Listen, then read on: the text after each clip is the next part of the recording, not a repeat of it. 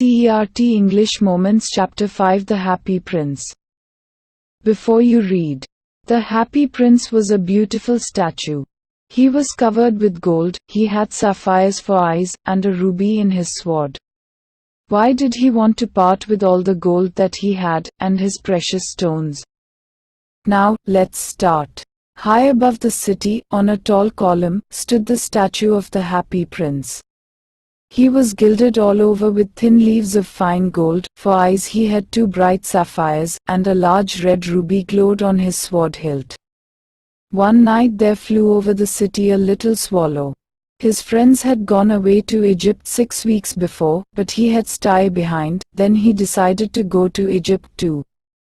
All day long he flew, and at night time he arrived at the city. "Where shall I put up?" he said. "I hope the town has made preparations." Then he saw the statue on the tall column. "I will put up there," he cried. "It is a fine position with plenty of fresh air." So he alighted just between the feet of the Happy Prince. "I have a golden bedroom," he said softly to himself as he looked round, and he prepared to go to sleep, but just as he was putting his head under his wing a large drop of water fell on him. "What a curious thing," he cried. "There is not a single cloud in the sky, the stars are quite clear and bright, and yet it is raining."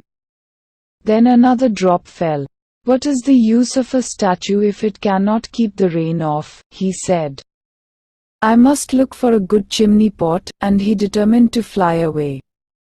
But before he had opened his wings, a third drop fell, and he looked up, and saw, what did he see?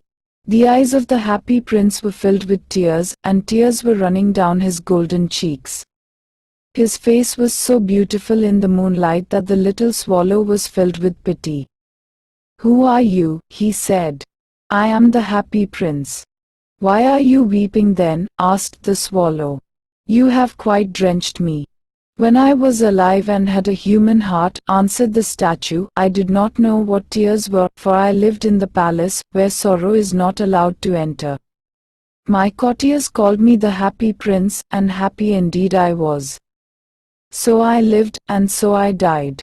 And now that I am dead they have set me up here so high that I can see the ugliness and all the misery of my city, and though my heart is made of lead yet I cannot choose but weep."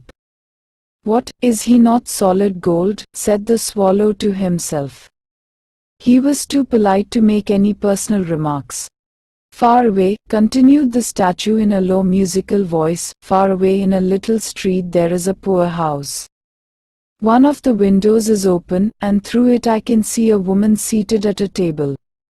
Her face is thin and worn, and she has coarse, red hands, all pricked by the needle, for she is a seamstress. She is embroidering flowers on a satin gown for the loveliest of the Queen's maids of honor, to wear at the next court ball. In a bed in the corner of the room her little boy is lying ill. He has a fever, and is asking his mother to give him oranges. His mother has nothing to give him but river water, so he is crying. Swallow, swallow, little swallow, will you not bring her the ruby out of my sword hilt? My feet are fastened to this pedestal and I cannot move. I am waited for in Egypt," said the swallow. "My friends are flying up and down the Nile, and talking to the large lotus flowers. Soon they will go to sleep." The prince asked the swallow to stay with him for one night and be his messenger. "The boy is so thirsty, and the mother so sad," he said. "I don't think I like boys," answered the swallow. "I want to go to Egypt." But the Happy Prince looked so sad that the little swallow was sorry. "It is very cold here," he said. But he agreed to stay with him for one night and be his messenger.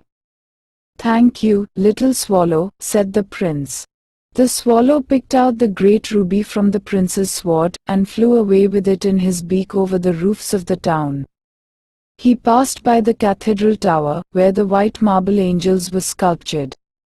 He passed by the palace and heard the sound of dancing. A beautiful girl came out on the balcony with her lover. "I hope my dress will be ready in time for the state ball," she said. I have ordered flowers to be embroidered on it, but the seamstresses are so lazy. He passed over the river and saw the lanterns hanging on the masts of the ships.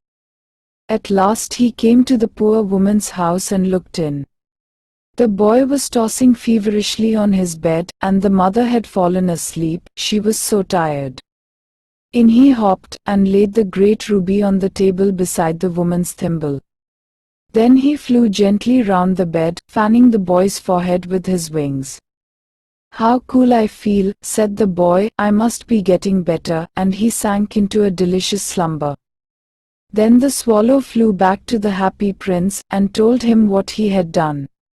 "It is curious," he remarked, "but I feel quite warm now, although it is so cold." "That is because you have done a good action," said the prince. And the little swallow began to think, and then fell asleep. Thinking always made him sleepy. When day broke he flew down to the river and had a bath. "Tonight I go to Egypt," said the swallow, and he was in high spirits at the prospect. He visited all the monuments and sat a long time on top of the church steeple. When the moon rose he flew back to the happy prince. "Have you any commissions for Egypt?" he cried. "I am just starting." "Swallow, swallow, little swallow," said the prince, "will you stay with me one night longer?" "I am waited for in Egypt," answered the swallow.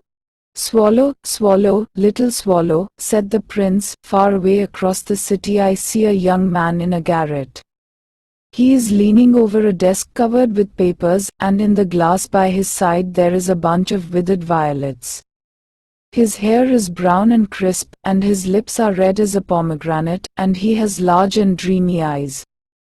He is trying to finish a play for the director of the theater, but he is too cold to write any more. There is no fire in the grate, and hunger has made him faint. I will wait with you one night longer," said the swallow, who really had a good heart. He asked if he should take another ruby to the young playwright. "Alas! I have no ruby now," said the prince.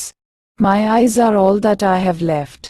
They are made of rare sapphires, which were brought out of India 1,000 years